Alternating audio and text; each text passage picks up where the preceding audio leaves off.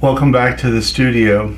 Today we're going to be working on a Christmas quilt that I've been working on for the last couple weeks.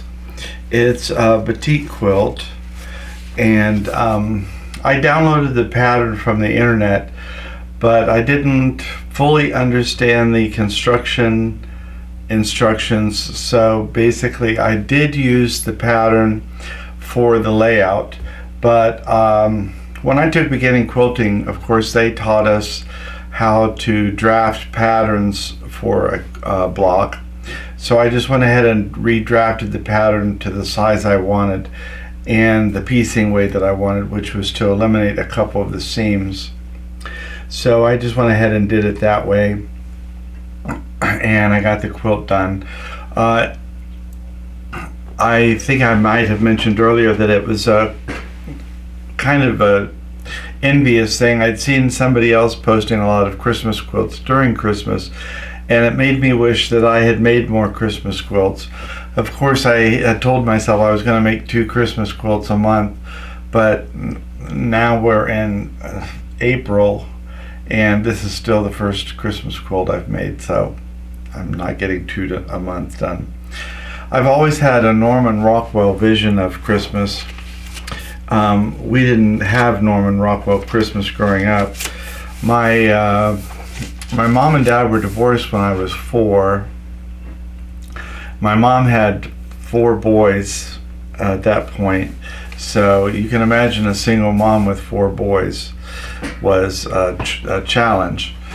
And so when my mom remarried, we had 4 boys, and then my mom and stepdad had a girl, so there was 5 of us growing up. That would have been back in the 60s. So Christmas, even if there was quite a few presents under the tree, you divide that by 5. So I've always, when I got older, I've always imagined a big Norman Rockwell version of Christmas, and that's always been kind of in my head. One of the funny things about Christmas presents was that my mom always got me a flannel shirt for Christmas. I think she was always trying to butch me up, but I always hated those flannel shirts. I don't think I ever wore one as a kid, but now all of my winter clothes are flannel shirts. I wear them all winter. But I don't know if it butchered me up any, because here I am still sewing. But my mom loves me quilting. So I'm going to be working on this Christmas quilt. The pattern that I'm going to be using is called Holly Berry Holiday. One of the things I will talk about is that people are always saying with their digital quilting, how do you keep track of your digital photos? And what I do when I get a downloaded file, I just go ahead and print the PDF off. You get a PDF with every file from Urban Elements, and it has a lot of great information on it. It has, the most important is the default size, which is really great. But if you can't find this, the other great thing I do is when I download the file, I remove the inventory control number from the beginning part of the file extension, and at the end, just before you get to the IQP, I add the size of this particular design. Now this one is a 10-inch high design, so I would put -10. I don't put the inches. The other thing I will say about this is that this design is going to interlock a little bit. It's not a B2B design. It's not intended as a border. It probably could be used as one, but it wouldn't be absolutely perfect. You'd have some gaps at the bottom.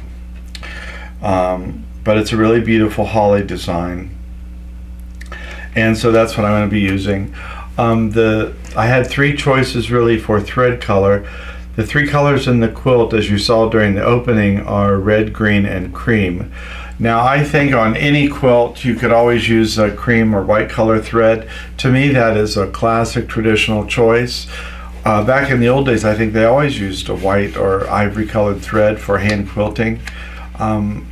I think that was like a primary or a standard choice. So whenever I see a quilt done in cream colored thread, I think it's a perfect choice. I think it's absolutely right. And I really thought about doing it for this, but I chose green.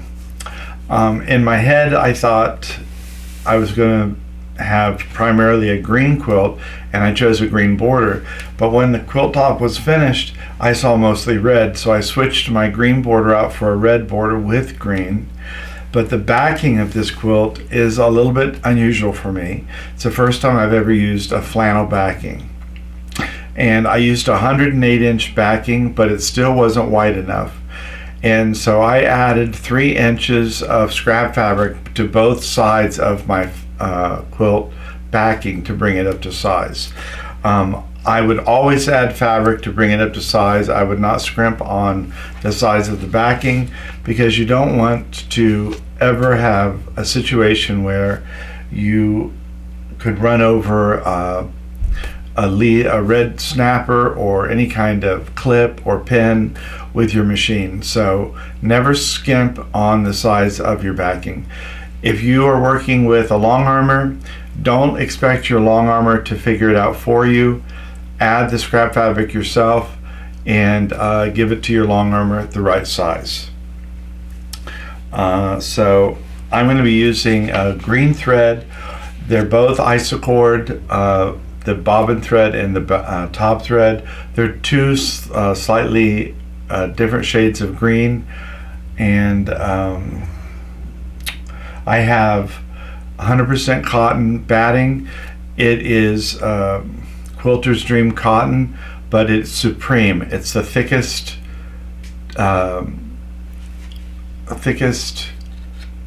form that they have. I think, what does it come? Deluxe, Supreme. I forget the other 2 lofts that they have. Deluxe, Select, Deluxe. I forget. Comes in 4 different levels of thickness, and this is the thickest. As it is a Christmas quilt and I live in a winter climate, I would make the Christmas quilt the thickest one because it would be used in wintertime. So that's how I followed that through. So I have the thread loaded already, and I have to load the design. I've already loaded the design on the quilt. I just have to input the size. And so I guess that'll be the next step. I have to run upstairs because I left the measurements for the quilt up there, but I already have the quilt top loaded, the flannels loaded, the batting's loaded. And so I guess the next thing to do is get the size measurements loaded into the IQ, and that'll be our next step. I just wanted to show you here on my PDF what we're looking at. This is the Holly Berry Holiday. It's by Kalynda Grant. And this is the actual one repeat of the design, and this is the design here as you see it interlocking. The reason I'm showing you here on the PDF is because once I get this back in the corner, you may not be able to appreciate the design quite as much in detail. It's really beautiful, has this beautiful swag as well as the holly and the berries. I'm going to talk you through it back here. I'm a little bit above and a little bit to the left of my quilt. The IntelliQuilter always starts in the upper left hand corner. I have the quilt batting and the quilt top already basted to the backing. I'm just trimming off some threads here. These loose threads always find a way of creating an obstruction. You don't see how they would, but they always seem to find a way. So I'm going to start programming the quilt. So I'm going to hit Design Sew Quilt, Start New. I have a work in progress. Do I want to replace it? Yes. Do I want to erase it permanently? Yes. Do I want to restart my clock? Yes. I'm going to be working with a pantograph. I'm entering the rectangle manually because there's no way for the quilt, for the head of the machine to work go over the entire size of the quilt, so we would have to input it manually. So the actual size is 98 inches wide, but I need to add a couple inches, so I'm going to do 100, and the length of it's 110, so I'm going to do 115. I can always adjust that if I get down to the end and it's too long, or if it's all the way at the bottom and it's too long. So I'm going to go ahead and hit finished, and now I'm going to go down to my downloads, and the name of the design is Hollyberry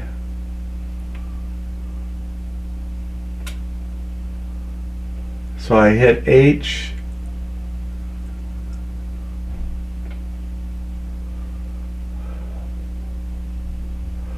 and here we are. I'm hitting that twice, once for the even and once for the odd rows. So there's very little gap there. So I'm just going to select the gap and make it even tighter.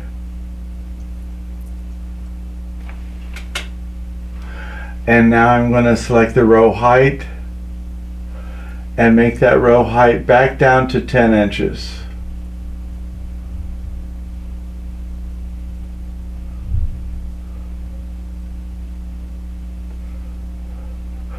I could either move my finger on the touchpad, I could do it on the keyboard,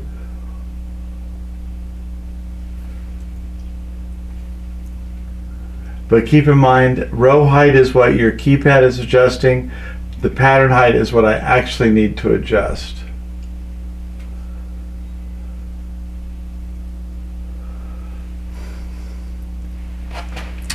And when you're comfortable with the size, you could go ahead and adjust it.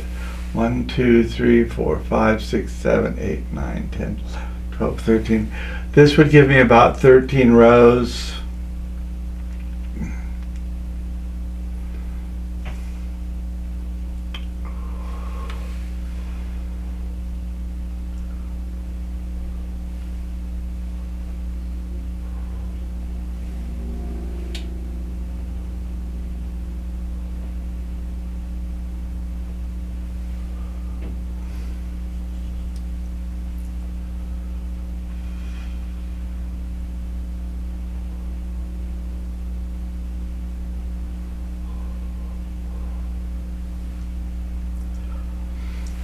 Even on a standard paper panto, you can adjust up or down about 2 inches without really distorting the design too much. So here I've gone up to about 12 inches. So I'm counting the swags: 1, 2, 3, 4, 5, 6, 7, 8, 9, 10, 11. 11 400 inches. I'm going to go down just a little bit more. I'm happy with that. I'm going to go ahead and hit finished. Transition type is continuous. That means when it sews off of the quilt, it's going to sew continuously down until it comes back to a point where it's going to sew onto the quilt. I've already basted the sides that are exposed, so I'm going to hit accept. I know I won't be able to change that once I get started, so I'm going to hit yes, and I'm going to hit sew quilt, and it's asking me the first pattern to sew, so it's going to be the very top.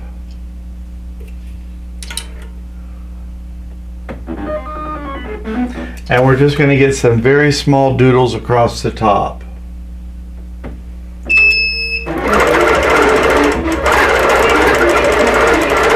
Because I started a little bit above the quilt, these may not even be actually on the quilt. When I get to the other end of the quilt, I can just go ahead and sew from the other edge over.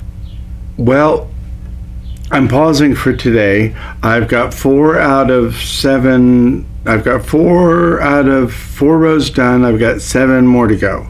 That's what I've got.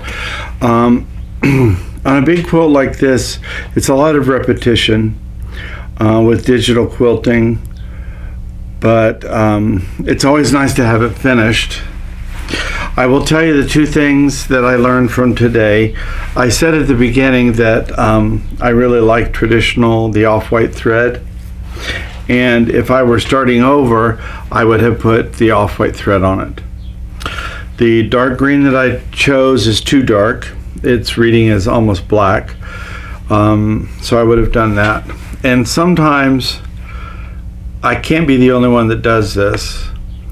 I want to speed things up, so I made the pattern a little bit bigger, and I wish, instead of making it 2 inches bigger, I think I wish I would have made it a little, even 2 inches smaller. On the fabric, there's real small holly leaves, and in several of the pieces of batik, and I wish I had mirrored that almost with the design. It would have made it really dense, a really dense quilting pattern, and it would have taken a lot longer. As it is, this quilting pattern is coming in at about 250 minutes of actual sewing time.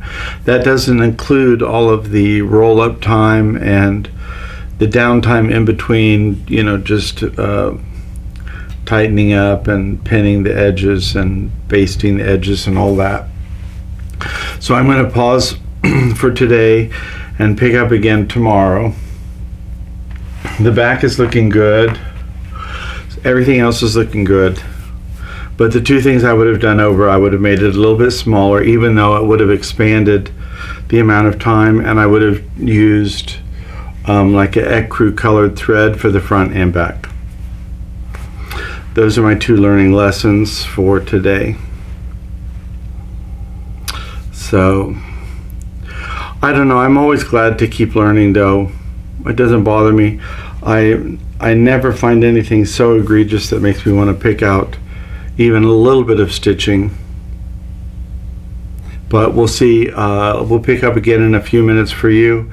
I'm going to go ahead and get the quilt lined back up, roll it up and realign it, so tomorrow when I start, I can just pick up right where I left off. When I closed down the computer the other day, I saved my current needle position. What that allows me to do when I open the system back up is open an existing work project, and then I can just go ahead and it asks me to set a location, and it has a little red crosshair that is where the needle position was saved, so I could just put the needle back at that position, and it's basically like realigning the quilt.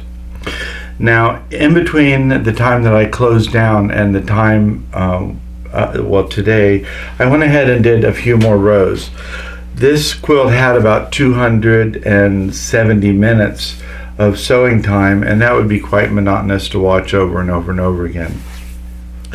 So really, I just thought I would get a couple of those rows out of the way. I still have about 77 minutes left on this quilt, and I'm not going to have you watch all of that. I will show you a little bit of the design as it sews out today, because I don't think I've done that yet. But I wanted to know what is it about Christmas, for those of you who enjoy that, what part of it is enjoyable to you?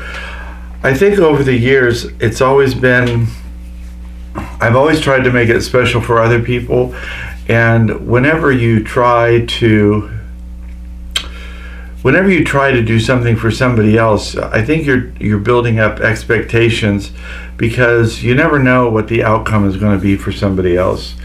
I used to really always over-decorate, overspend, overbuy presents, try and get them presents that were uniquely tied to them as a person. And I don't know, I just sometimes all of that builds up and it's all over so fast that it sometimes is a little bit of a roller coaster. I do love all of the decorations, and I've always had like too many Christmas decorations. In fact, one year I think I put up 5 Christmas trees. I have a tree that I bought specifically for this room, and I've only ever had it up once. It's a white Christmas tree, and it has retro ornaments on it. I have a tree for my front porch There's a skinny tree for the dining room and a couple trees for other parts of the house. 2 of them are spinning trees. And at some point I'm going to have to sell this house because it's too much for me to take care of anymore. And I don't know if I've talked about this a lot, but my mother lives with me now and I'm basically her full-time caregiver. So I don't always have the energy reserves anymore to do all of the things that I used to do. I'm getting older myself. So one of the things that's easier to do is hang a quilt on the wall for the season. So that's one of the things that I will probably continue to do. It's one of the reasons why I really loved this particular quilt, because it's so graphic. And sadly, I don't think it photographs well. These batiks are incredibly red, but when I've taken pictures of it and send them to people, they read very pink. But the quilt in itself is very red and very green, and I really love that. And I think if I had to choose, I could make Christmas quilts all year round, but we get pulled in so many different directions. But I'm going to go ahead and get back to letting the machine run, because we do have to get through 77 minutes, while I do, of this getting finished off. But I would love to hear what those of you who love Christmas, what the parts of it that you love and what the meaning of it is for you.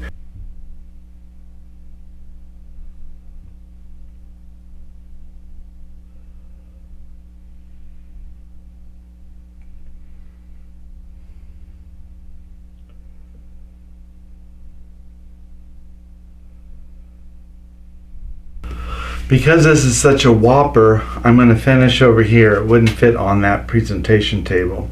But this one's finally finished. About 270 minutes of actual sewing time.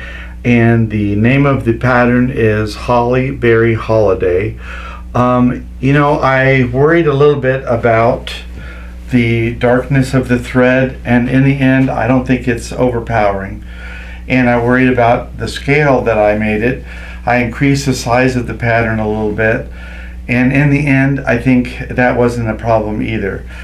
When you're close up on the quilt and you're working on it, I think we always amplify little details that we think are going to be a problem, and then when you step back or you show it at the guild meeting or you present it as a gift, everyone falls in love with it. So that's always the lesson that we have to learn. Take a step back and take a deep breath, and then you can enjoy your own work. So that's it today for this particular quilt, Holiday Berry Holiday. I thank you for spending the time with me today. I especially enjoyed it myself because it's a holiday quilt, Christmas quilt. I just have to get the binding on it. I do have it trimmed up, so that part's done.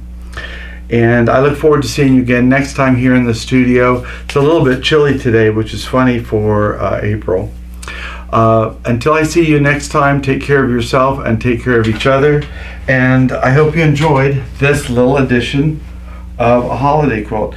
And this one actually is going to end up on my bed when it gets done.